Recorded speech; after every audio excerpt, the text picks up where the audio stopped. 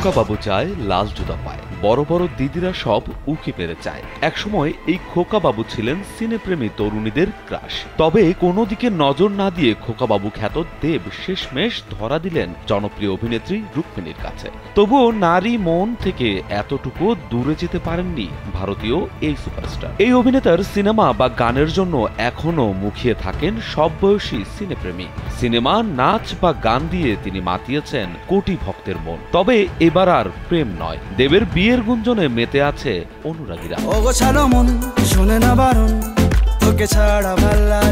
Walton fridge কিনে অনেকের মতো আপনিও হয়ে যেতে পারেন মিলেনিয়াল। সেরা পণ্যের সেরা অফার।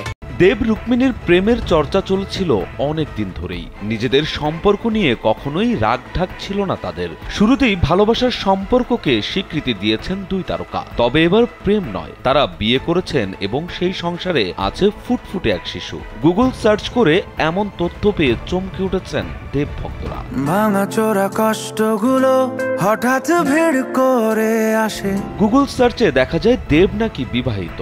2021 সালের 6 মে রুক্মিণীর সঙ্গে গাঁটছড়া বেঁধেছেন দেব। আকাশে অল্প নীল, ভুল হতো অন্তমিল। এমনকি সেখানে আরো লেখা ছিল তাদের একটি সন্তানও রয়েছে। বিষয়টি নিয়ে দেব মজা করলেও চুপ ছিলেন রুক্মিণী। এবার মুখ খুললেন তিনিও। তোর জন্য এসেছি আমি ভালোবাসতে যে তোকে। ভারতীয় এক গণমাধ্যমে সাক্ষাৎকার দেওয়ার সময় অভিনেত্রী জানান, গুগল কোথা থেকে এমন খবর পেল তা জানা নেই তাদের। শুধু তাই নয়, যে শিশুর কথা বলা হচ্ছে তাও ঠিক নয়। শিশুটি মূলত অভিনেত্রীর ভাগ্নি, নাম আমাইরা। আমায় একটু জায়গা দে না, যেন তোর খবর। বিয়ে কবে করছেন এমন প্রশ্নের জবাবে রুক্মিণী বলেন, যে বছর থেকে মিডিয়া তাদের নিয়ে জল্পনা কল্পনা করা বন্ধ করবে সেই বছরই বিয়ে করে নেবেন দেব রুক্মিণী। অভিনেত্রী বিয়ে করলে সবাইকেই জানিয়ে করবেন, কারণ তিনি বিয়ের বিষয় লুকিয়ে রাখতে পছন্দ করেন না। আপাতত অভিনেত্রী নিজেকে তার কাজ নিয়েই ব্যস্ত রাখতে চান। ঘুম আসে না, ঘুম ভাঙে না। দেব রুক্মিণীর বিয়ে ও বাচ্চার প্রসঙ্গ সামনে আসার পর গুগল থেকে তা সরিয়ে নেওয়া হয়েছে। তবে এ তথ্য কে বা কারা ছড়িয়েছে সে বিষয়ে এখনো জানা যায়নি।